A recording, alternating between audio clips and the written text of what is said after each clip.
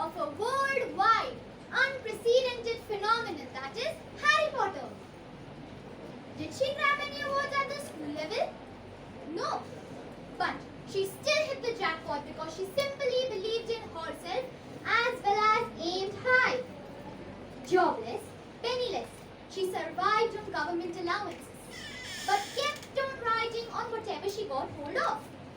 Tissue napkins in cafes, bits of papers, train bus tickets, etc. Rejection by 12 publishing houses did not dampen her spirit. And finally, Bloomsbury agreed to print her book. And voila, her magic wand worked, bringing unprecedented success to her kitty. Dr. Abdul Kalam stated that to aim small is a crime. He himself did amazing things.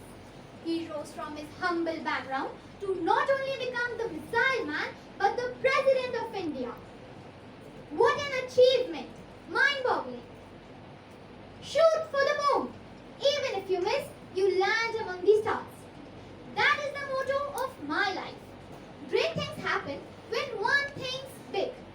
There are millions of people who have realized their unbelievable dreams only because they dared to think high. People like Mary Kom, Dharampal Gulati, Sushil Kumar, Saina Nehwal, Parag Agarwal, Falguni Nair and Sundar Pichai. The list goes on and the list will never end. Human civilizations have reached these heights only because of the people who aimed higher, thought bigger and dared to come out of their comfort zones.